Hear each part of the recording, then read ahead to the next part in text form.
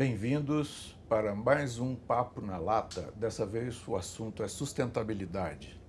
O Brasil passa hoje por uma séria crise, abrangendo aí desde taxas de juros, elevação de tarifas públicas, como energia elétrica, combustíveis. Todos esses fatores trazem reflexos negativos sobre a indústria e a indústria de alumínio não é exceção nesse caso. Ao mesmo tempo, a crise exige soluções inovadoras para todos da indústria e todos os setores econômicos. Estamos reunidos hoje aqui com Milton Rego, presidente executivo da ABAL, Mário Fernandes, CEO da Recicla BR, uma grande recicladora de alumínio no Brasil, e Eunice Lima, a diretora de Relações Institucionais e Governamentais da Novelis, a grande produtora de chapas da América do Sul e também uma grande recicladora do Brasil. Em nome da Abralatas, eu agradeço a presença de vocês conosco e gostaria de saber de vocês como o setor enfrenta essa crise, que medidas o setor pensa em tomar, como o setor vai se comportar diante dessa situação tão grave. E por isso eu vou dirigir algumas perguntas, deixando vocês livres para comentar e se interrogarem entre si.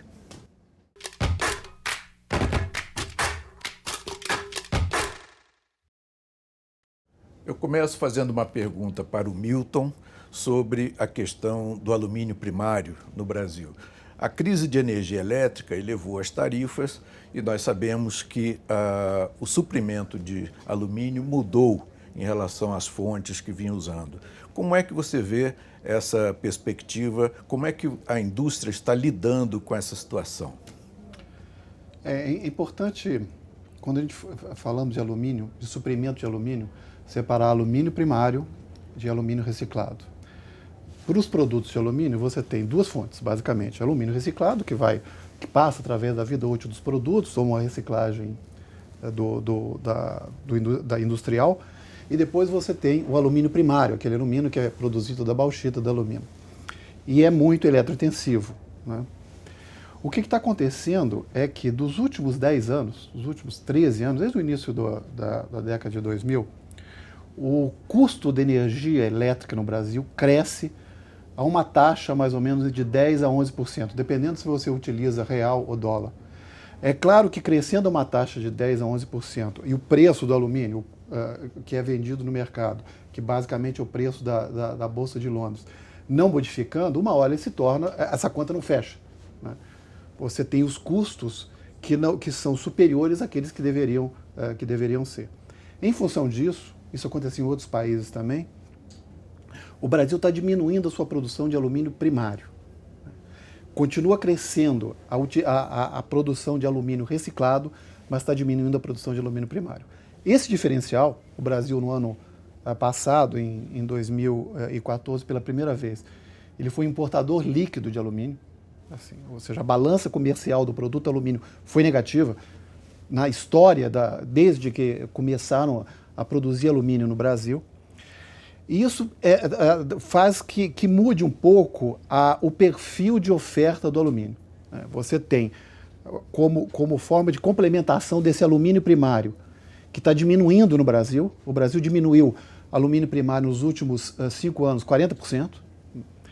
Então, mas esse diferencial está sendo importado de outros países.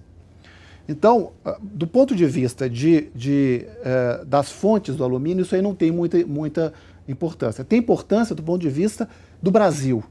O Brasil está deixando de ser um produtor de alumínio. Isso, no meu ponto de vista, é ruim. O Brasil tem as melhores reservas de bauxita do mundo, tem uma bauxita de excelente qualidade, ele tem uma matriz energética de baixíssimo custo, não preço, né? E tem uma indústria transformadora do alumínio que investiu muito. Então, teoricamente, o Brasil deveria ser um grande produtor de alumínio de toda a cadeia do alumínio, mas isso não está acontecendo. Então, o Brasil está se tornando um importador de alumínio primário, né? Recicla o alumínio e daí faz os produtos de alumínio. Então, essa que é o panorama geral da indústria. A tendência para os próximos anos também não é melhorar, né? Teoricamente, do jeito que os custos estão aí, energia elétrica, a tendência para o alumínio primário não é melhorar, né? Infelizmente, porque energia para a indústria é um insumo vital.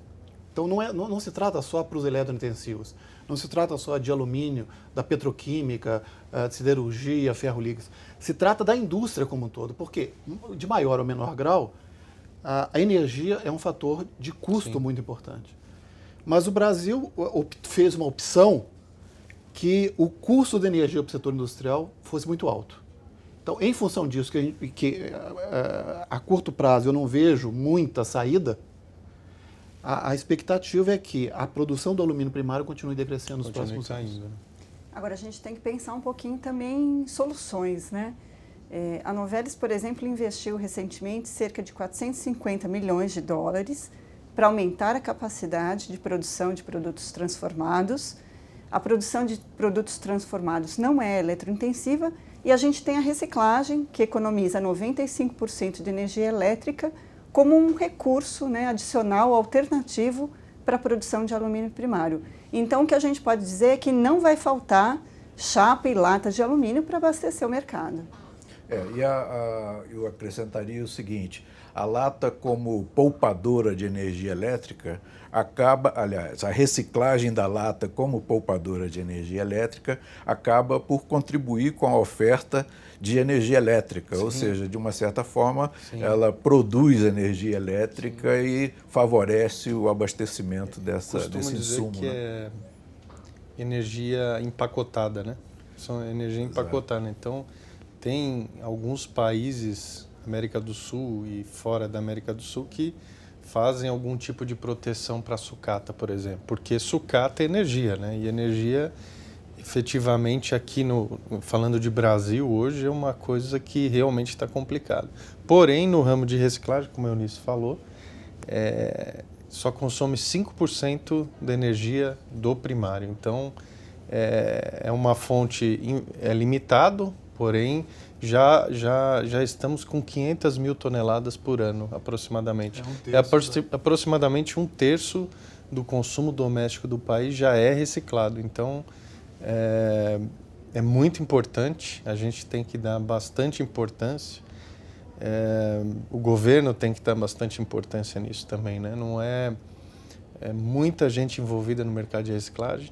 A gente tem hoje 250 mil catadores envolvidos no mercado de reciclagem. Isso com base, ainda com uma estatística um pouco mais antiga, com certeza isso já deve ser mais alto, mas é um ramo de atividade que gera muito emprego,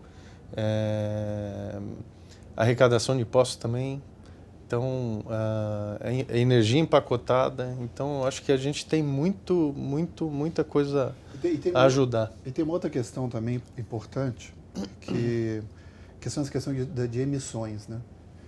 O Brasil agora, o Brasil e o mundo, né, eles se debruça nessas questões, de diminuir as emissões. E não apenas pelo fato de você economizar energia, né, falam que o alumínio é energia para as próximas gerações, né, porque quando você faz o alumínio, você pode reciclá-lo infinitamente, mas é questão também de emissões. Então, essa questão é muito sensível, é uma questão que o Brasil vai ter que se enfrentar, porque nesse ano mesmo tem a reunião de Paris, depois tem outras reuniões, e em curto prazo, estou falando de 5 a 10 anos, o Brasil tem que se apresentar objetivos de reduções, né? Então, essa questão da emissão, não apenas na parte de energia elétrica, mas na parte de emissões de CO2 também é muito importante. Deixa eu acrescentar uma pergunta ao Milton. A indústria, ao reduzir a produção de alumínio primário, também está deixando de consumir energia, né? Energia elétrica, por um lado, e por outro lado, é uma grande autogeradora de energia. O que está acontecendo com essa energia que sobra? Olha, por enquanto não sobra, né? Espero que não sobre, no seguinte sentido, porque se sobrasse vai significar que o Brasil vai diminuir ainda mais a produção de alumínio primário. Mas essa questão energética, as empresas que produzem alumínio primário fizeram grandes investimentos no Brasil. a partir da década de 80. Fizeram investimentos no sentido de construir, em consórcios normalmente, hidrelétricas, e parte da produção dessa energia era para autogeração, ou seja, era a utilização dentro dos smelters, né, de produção de alumínio.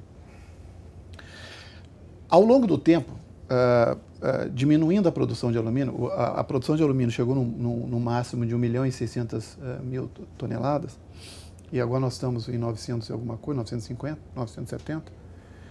Essa diferença significou 40 gigawatts,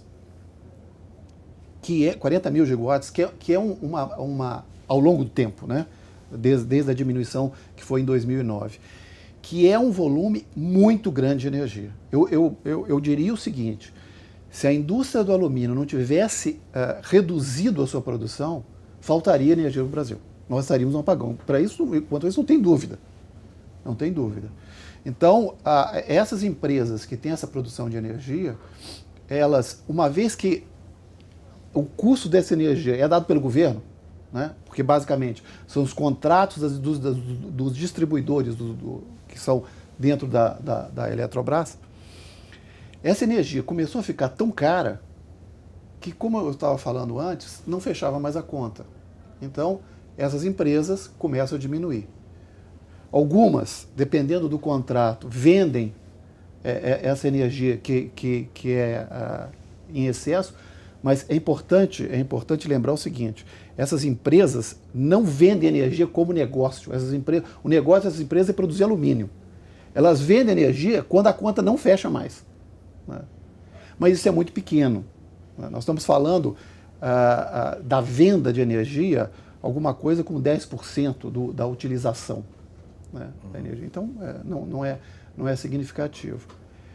Mas o que é importante é isso. Hoje o setor gera 2/3 da energia que consome.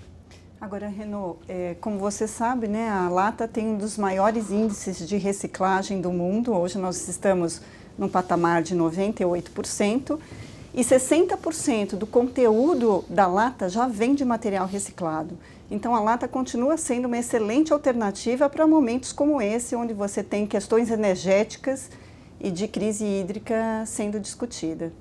Isso, como disse o Mário, muito bem falado, o governo não dá a devida atenção a essa importância da lata. Infelizmente, obviamente a gente trabalha, né? Estamos em contato, mas infelizmente hoje a gente não tem um apoio, né? Não é somente a indústria. Vamos falar do ramo de reciclagem como um todo, não tem apoio do governo. Vamos dizer assim, apoio no sentido tributário, fazer talvez uma reforma tributária em cima da compra e da venda de sucata, da industrialização. Isso é um assunto extremamente importante, tanto que no ciclo de debates que nós fizemos, a Abralata fez, né, e nós estávamos lá, né, esse era um dos pontos que realmente, até inclusive o ministro Aires Brito comentou sobre a Constituição, que a Constituição fala efetivamente que temos que dar um tratamento diferenciado, o que infelizmente não acontece. Então, ou seja, está na Constituição, porém não está regulado, né? Então, precisamos efetivamente fazer alguma coisa. Se a gente quiser continuar competitivo, se a gente quiser continuar gerando emprego, gerando receita, gerando impostos, pagando impostos, é extremamente importante que a gente consiga fazer, tenha um tratamento diferenciado.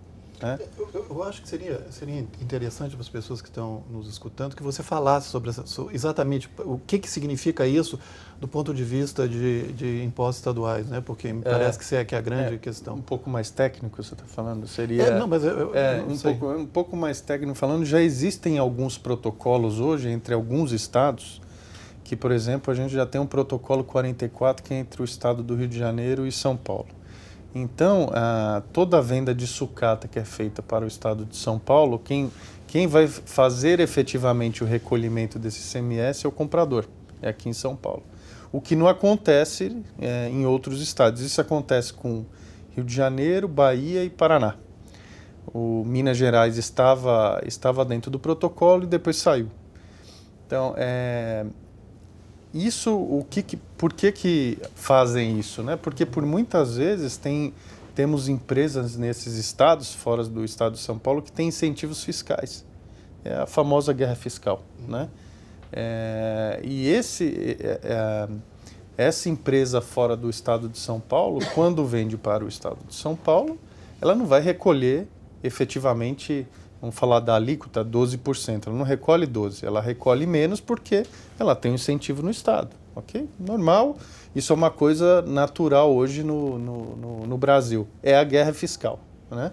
Mário, continuando sobre a questão do ICMS, nós sabemos que o sistema de recolhimento causa problemas para a indústria recicladora, problemas que vocês conhecem muito bem. Eu queria que você discorresse um pouco sobre que tipo de problemas são esses e que soluções, que possíveis soluções existem para minimizá-los,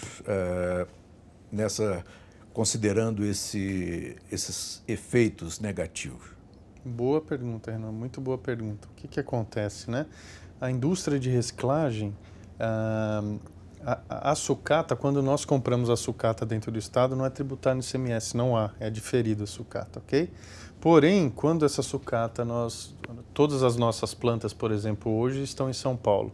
Então eu compro essa sucata do Brasil inteiro e trago tudo para São Paulo. Quando chega em São Paulo, se for de outro estado, efetivamente é tributado, ok?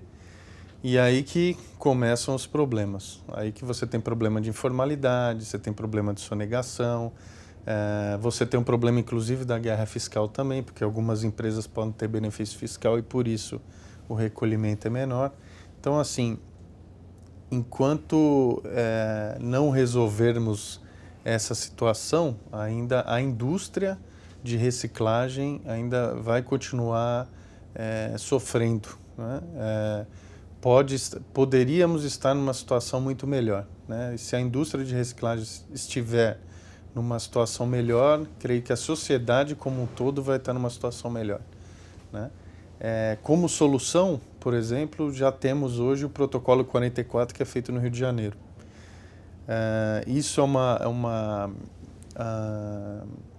solução, por enquanto, paliativa, porque seria uma solução final se todos os estados aderissem a esse protocolo. Mas, até o momento, só há 3 estados, Bahia, Rio de Janeiro e Paraná. Minas saiu. Se todos os estados aderirem a esse protocolo, que inclusive esse é um dos pontos do meu trabalho atualmente, eu estou trabalhando nisso, né? Para efetivamente conversar com todos os estados, conversar com os governadores, explicar que a informalidade vai cair e que a arrecadação, na verdade, vai aumentar, não vai diminuir. Não vai ficar igual e não vai diminuir, vai aumentar a arrecadação dos estados, né? Então, eu vou efetivamente fazer esse trabalho de conversar com todos os governadores do Brasil, se for necessário eu vou, se for necessário vamos no Confas em Brasília. E isso é uma solução que nós acreditamos que seja a melhor hoje, ok? E temos um certo apoio do governo, né? Alguns estados, governo federal, nós conversamos com eles, porém isso pode melhorar bastante. Esse apoio, a gente crê que isso tem que melhorar. Isso é um dos pontos também. Continuando nessa questão tributária, que é muito indigesta, não só para a nossa indústria, como para todo o país, né? A alta carga tributária que é suficiente para dizer o tamanho desse problema. Há uma polêmica sobre a questão da bitributação dos produtos reciclados e da reciclagem por consequência, né? E a polêmica é mais ou menos...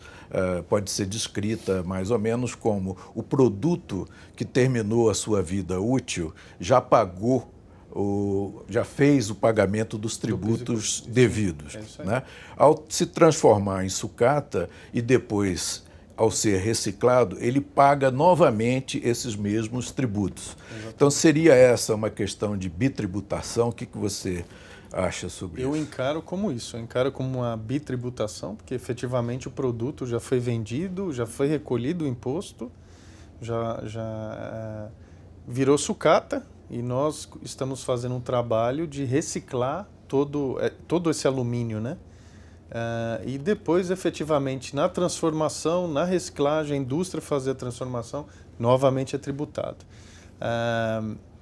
Uma das soluções, posso dizer, seria a indústria também, na compra dessa sucata, né, na compra da sucata de alumínio, se creditar desse imposto.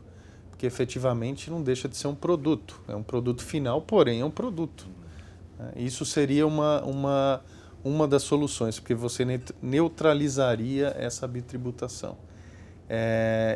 Porém, a Receita Federal deixa muito claro que isso não é possível. Porém, também é uma das solicitações que a gente faz, inclusive voltando àquele assunto sobre a Constituição Federal, que fala que tem que ter um tratamento diferenciado, né?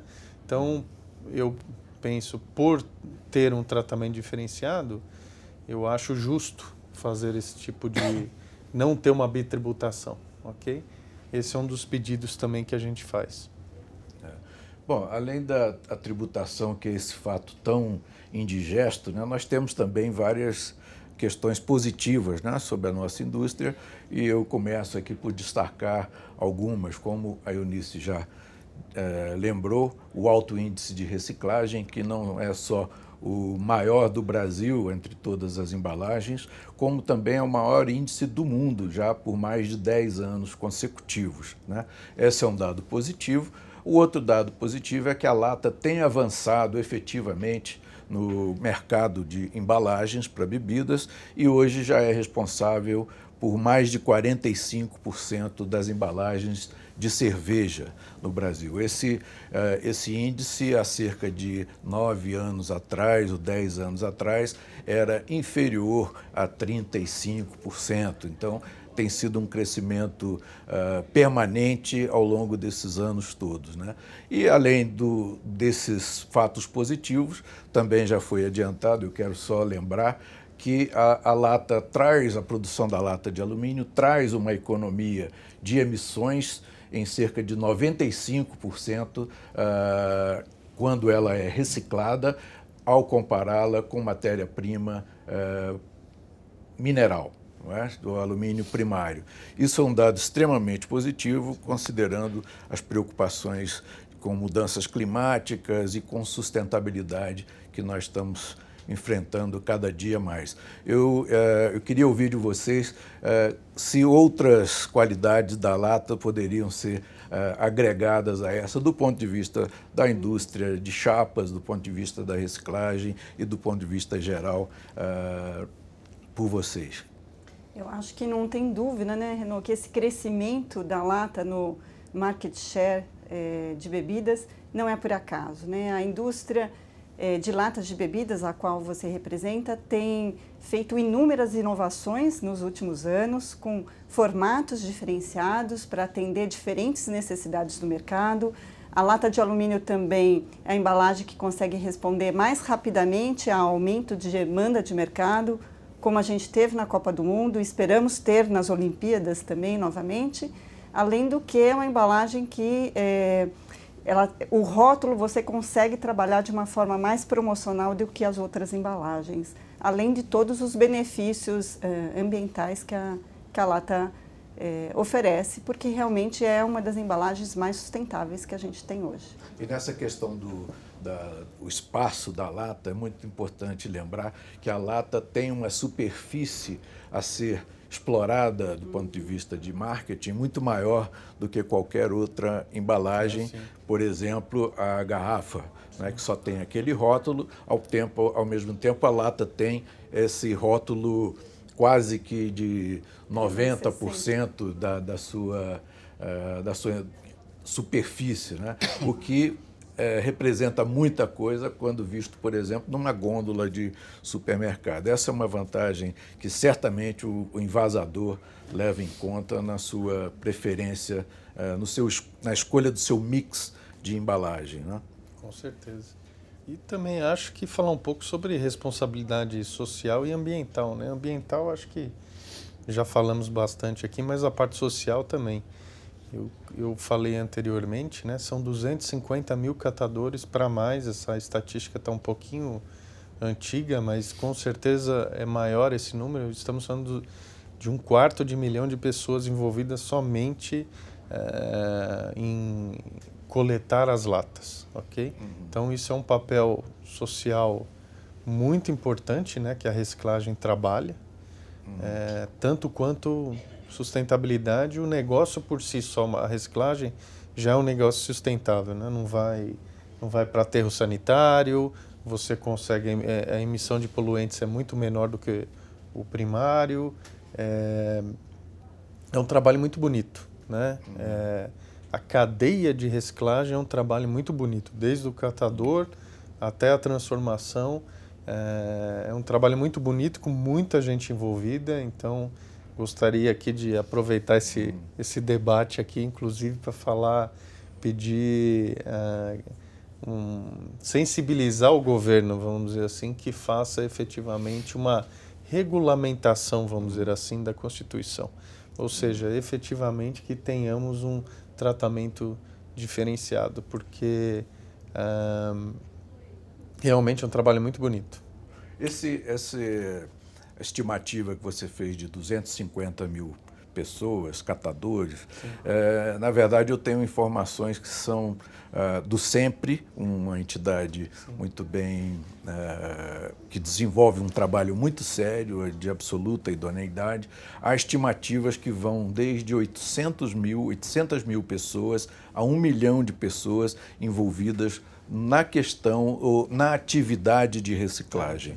Portanto, como não há um catador especializado em latas de alumínio, nós podemos, e que considerando que a lata de alumínio é o produto mais valioso do ponto de vista do catador como renda, complemento de renda, então essas 800 mil pessoas dependem em grande parte da lata de alumínio e são estimadas em 800 mil pessoas. E mais ainda, a Abralatas, e por intermédio da Abralatas, a indústria de reciclagem e a Novelis tem sido um assíduo participante da Política Nacional de Resíduos Sólidos, especificamente de um trabalho da indústria de embalagens para o cumprimento das determinações da política de resíduos sólidos.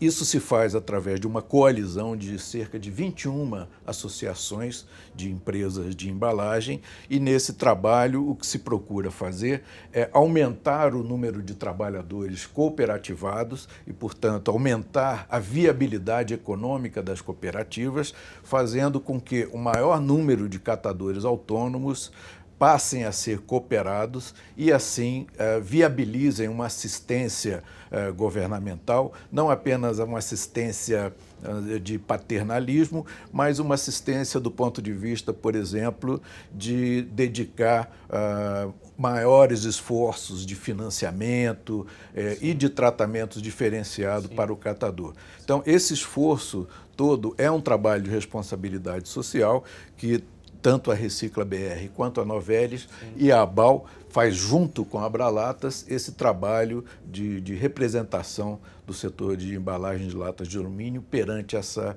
coalizão. É um trabalho grande, é um trabalho que a Abralatas tem participado com muito afinco, juntamente com a ABAL. Nós fazemos uma parceria muito boa na representação desses interesses e que brevemente será selado com um acordo setorial entre o governo e esses setores de embalagens representados pela coalizão, chamada Coalizão de Empresas de Embalagem. Eu aproveitando esse tema, eu queria entrar numa outra questão também muito positiva, relacionada ao ciclo de debates Abralatas, que tem sido realizado já há vários anos. Esse ano passado contou com o apoio da Recicla BR, da Novelis, e ano passado, como você adiantou, Mário, nós tivemos a participação do ex-ministro do Supremo, ex-presidente do Supremo, ministro Aires Brito, que nos trouxe um parecer muito bem fundamentado sobre a questão do favorecimento dos produtos recicláveis, ou seja, o favorecimento que a Constituição prevê no seu artigo 170, um princípio constitucional, que é o do tratamento favorecido de acordo com o impacto ambiental dos produtos. Esse evento foi realizado, então, como eu disse, em novembro passado, e além da contribuição do ministro Aires Brito, contou com a opinião e com a participação do economista Eduardo Gianetti, que trouxe uma contribuição também muito importante do ponto de vista de como o mundo deve se dirigir ou deve endereçar esse problema, além de especialistas europeus que mostraram para todos nós como isso é feito na Europa, e é exatamente esse modelo europeu que a gente quer implementar no Brasil. É bom também dar a notícia muito positiva que o governo, finalmente, depois de mais de 10 anos de um pleito feito em conjunto pela ABAL e pela Abralatas, o pleito no sentido de que a tributação de embalagens fosse mais justa, finalmente, em dezembro último, o governo implementou essa sugestão, digamos assim, do nosso setor de alumínio e de outros setores também, dos pequenos envasadores principalmente, tornando a tributação proporcional ao preço do produto efetivamente. Ou seja, não é mais com base, a tributação deixa de ser baseada num preço estimado no mercado para ser baseada no preço efetivamente praticado no mercado. Então, essa contribuição deu à lata o tratamento justo e eliminou várias distorções que o sistema anterior trazia em desvantagem da lata. Esses são dados positivos, né, que acrescentam competitividade ao nosso setor, que mesmo antes já era competitivo, passa a ser ainda mais competitivo, embora a concorrência nesse setor seja extremamente acirrada, nós todos sabemos, a Novelis sabe muito bem, e, portanto, nós temos hoje uma situação mais justa graças à contribuição que o governo deu. Mas, por outro lado, como você mencionou, há muito ainda que se fazer, né? O que nós reivindicamos é um tratamento diferenciado, como a Constituição determina, e não é uma orientação, é uma determinação constitucional de que os produtos de mais baixo impacto ambiental tenham um tratamento favorecido. Essa é a nossa bandeira, é a bandeira de todos nós, que nós esperamos ver crescer nos próximos anos, se transformando em coisas concretas. Dentro dessa conjuntura complicada em que nós estamos, eu queria saber de vocês, começando pelo Milton, quais são as perspectivas da indústria de alumínio para os próximos 2 anos, considerando que a questão do suprimento de alumínio primário já está equacionada, mas restam vários outros problemas para serem equacionados. O que você pensa sobre os próximos 2 anos, Milton? Renaud, a gente pode falar do alumínio como aquela questão do copo meio cheio, meio vazio. O meio vazio, nesse momento, é a situação que o Brasil está enfrentando, né? Uma situação de um ajuste fiscal muito importante, que tinha que passar por isso, mas o que limita bastante o crescimento da economia.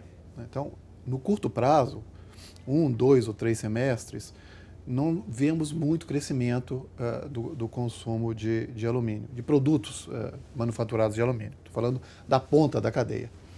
Mas, por outro lado, o alumínio tem crescido sistematicamente no Brasil nos últimos 10 anos, 10, 15 anos. Um crescimento de mais de 5% ao ano. Do consumo. Do consumo de produtos de alumínio, né? Essa dinâmica de crescimento mostra a vitalidade da indústria do alumínio, que foi uma indústria que mudou a maneira que as pessoas vivem desde o início do século XX. Né? Hoje, é impossível pensar a nossa vida no dia a dia sem alumínio, né? Sem transportes, sem geração e transmissão de energia, sem embalagens. O alumínio está no dia a dia.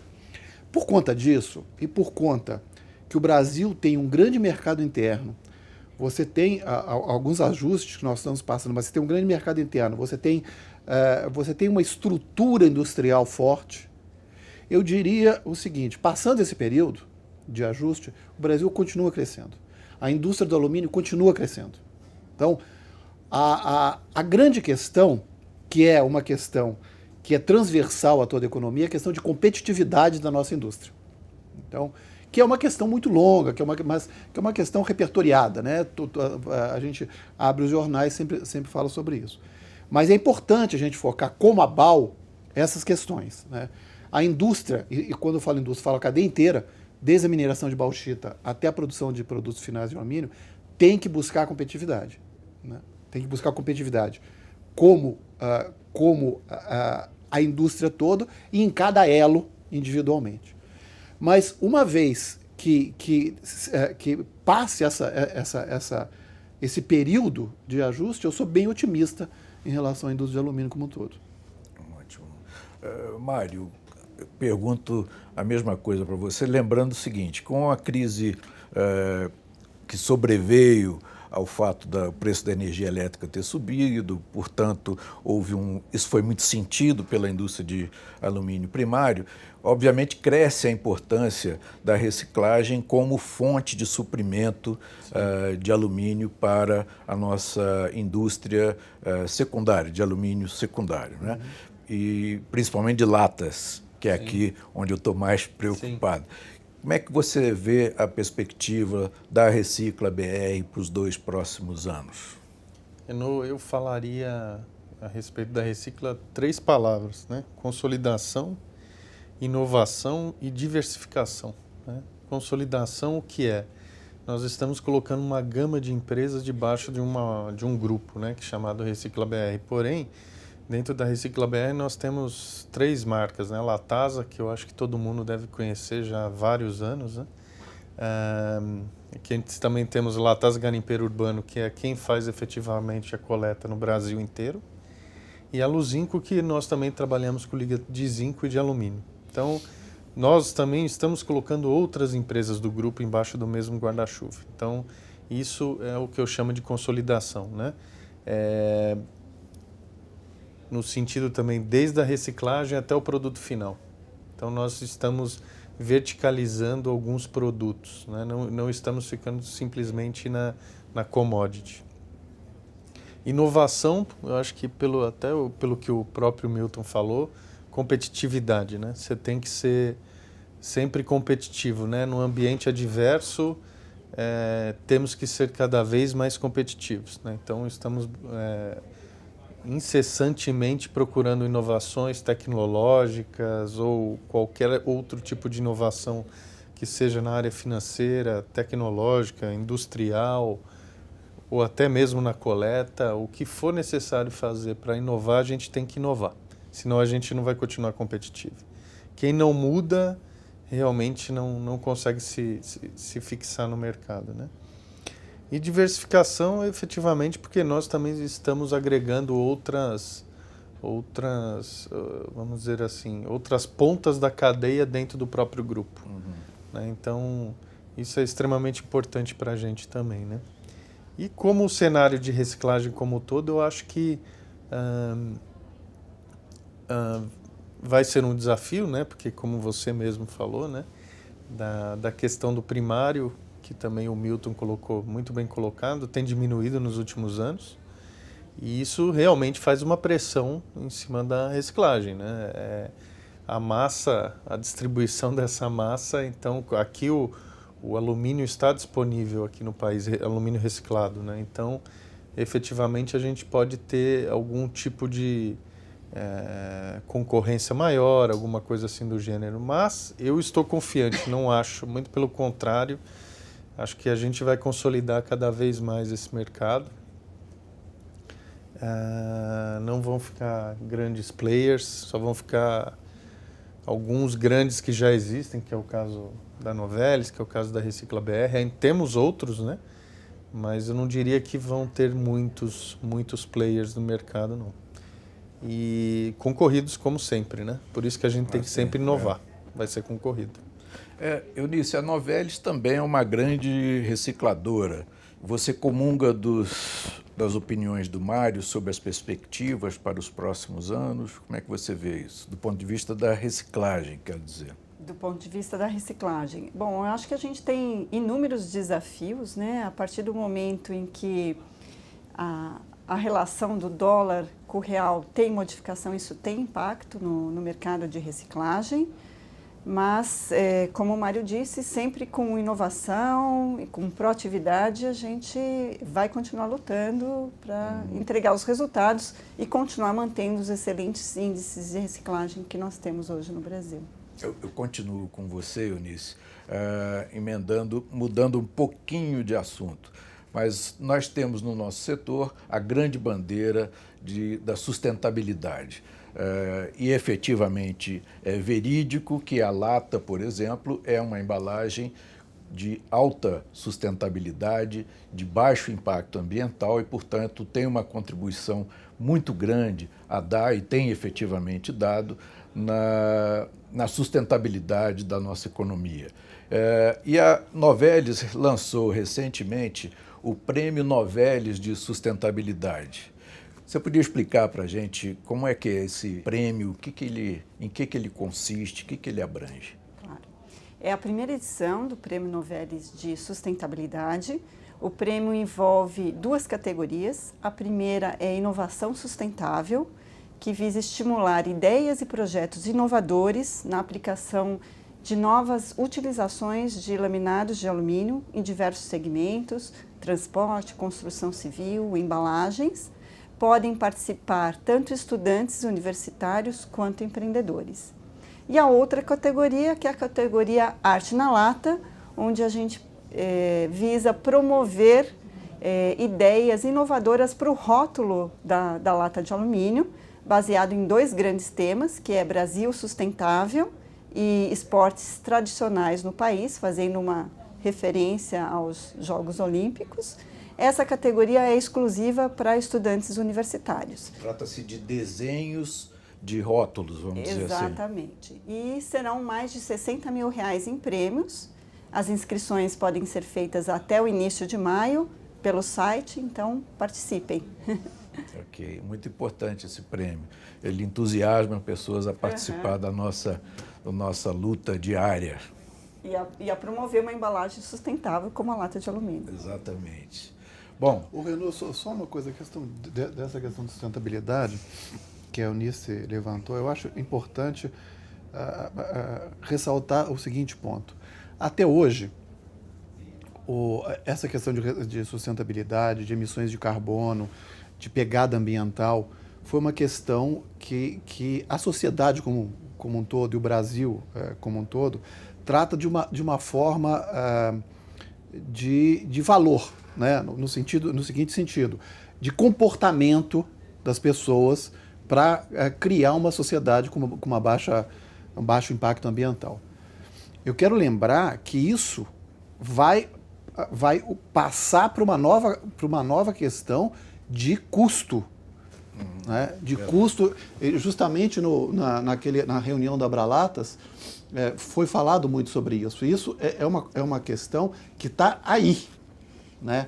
Essa questão de pegada ambiental, essa questão de emissões de carbono, essa questão de pegada de energia nos produtos, vem aí.